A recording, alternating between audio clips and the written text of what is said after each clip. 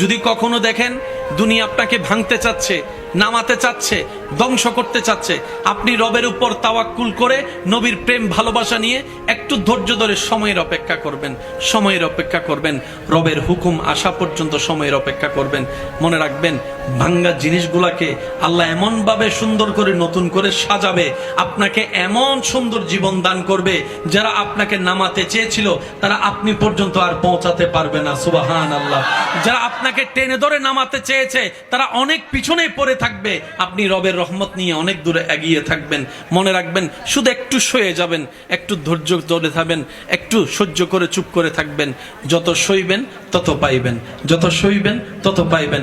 কোনো আফসোস নাই, কোনো আপত্তি নাই, কোনো হা হুতাশ নাই। রবকে শুধু এতটুকু বলবেন যখনই মন খারাপ হবে, সিজদায় মাথাটা ঝুঁকিয়ে, ইয়া রব, আমি যা পেয়েছি কোনো কিছু পাওয়ার যোগ্যতা আমার কাছেই নেই, সব তুমি দয়া করে দান করেছো, সব তুমি দয়া করে দান করেছো। একটা জিনিস পাওয়ার যোগ্যতা আমার নাই, এই চোখ পাওয়ার মতো যোগ্যতা আমার কাছে নেই, এই কান শোনার মতো কান আমার কাছে নাই। আল্লাহ, কোনো কিছুরই পাওয়ার যোগ্যতা নাই, তুমি দয়া করে দেখার জন্য দুইটা চোখ দিয়েছো, তোমার দরবারে শুকরিয়া। সুবহানাল্লাহ।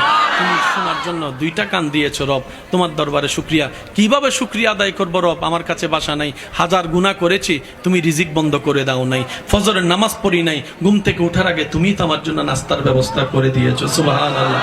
আল্লাহ, এত গুনাহ করেছি, এত নাফরমানি করেছি, তারপরে তুমি বারবার ডেকেছো, বারবার করে ডেকেছো, বারবার করে ডেকেছো। কুল ইয়া ইবাদিয়াল্লাযিনা আসরাফু আলা আনফুসিহিম লা তাকনাতু মির রাহমাতিল্লাহ।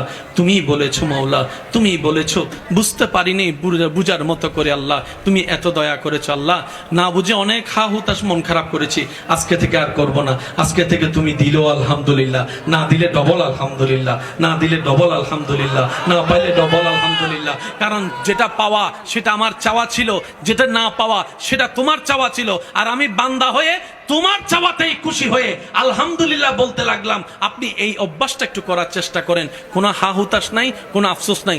আলহামদুলিল্লাহ, আলহামদুলিল্লাহ, আলহামদুলিল্লাহ, আলহামদুলিল্লাহ। এবার রব্বুল আলামিন আপনার এই আলহামদুলিল্লাহ যদি রবের দরবারে একবার কবুল হয়ে যায়, লা ইন শাকারতুম লা আযীদান্নাকুম আয়াত আপনার উপর চলে আসবে নিয়ামত হয়ে। বলেন না সুবহানাল্লাহ। বড় ভাই বড় যারা আছেন, ছোটদেরকে বুকে টেনে নেন। ছোটরা যারা আছেন, সব রাগ অভিমান ভুলে বড় ভাইকে পিছন থেকে জড়ায় ধরা শুরু করেন। কারণ যেই কারণে, যে কথার কারণে, যে বিষয়ের কারণে আজকে নিজের মায়ের পেটের ভাই বোনদের মধ্যে দ্বিধাদ্বন্দ্ব, এর মধ্যে 80% শয়তানের হাত আছে না নাই? ছোট কথাকেও বড় হিসাবে আপনার সামনে তুলে ধরেছে। আবার কিছু কিছু মানুষ ওয়াসওয়াসিল খান্নাস, আপনার পরিচিত মানুষ আপনার বিপক্ষে, আপনার ভাইয়ের বিপক্ষে আপনাকে কান পরা দিয়ে আপনাদের ভিতর দূরত্ব এনে দিয়েছে। কথা বলেন ঠিক কিনা? মনে রাখবেন, রাতের 3টা বাজে যদি আপনার কোনো শরীর খারাপ হয়, বাহিরের কেউ আসার আগে আপনার ভাই আসাই তো বেশি দরকার, আপনার বোন অগ্রসর হওয়া তো বেশি দরকার। কারণ রক্তের বাঁধন তো একটা শব্দ আছে। তা আমি অনুরোধ করব, যা হয়েছে হয়ে গিয়েছে, বাদ দেন না।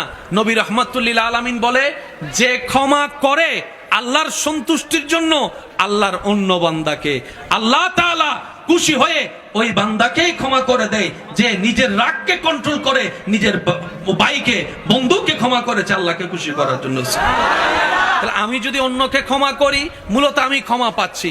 আমি যদি অন্যের দোষ গোপন করি, মূলত আমার দোষেই গোপন থাকছে। আমি যদি অন্যকে খাওয়াই, মূলত আমার রিজিকেই বেড়ে যাচ্ছে। আমি যদি অন্যের সুখের কারণ হই, মূল কথা হচ্ছে আল্লাহ আমার জীবনে সুখের ব্যবস্থা করে দিবেন। সুবহান। মামলা করে কার কি লাভ হয়েছে? কথা বলে না রে ভাই। আপনাদের এলাকায় মামলা আছে না নাই? বাবা একটু বসেন।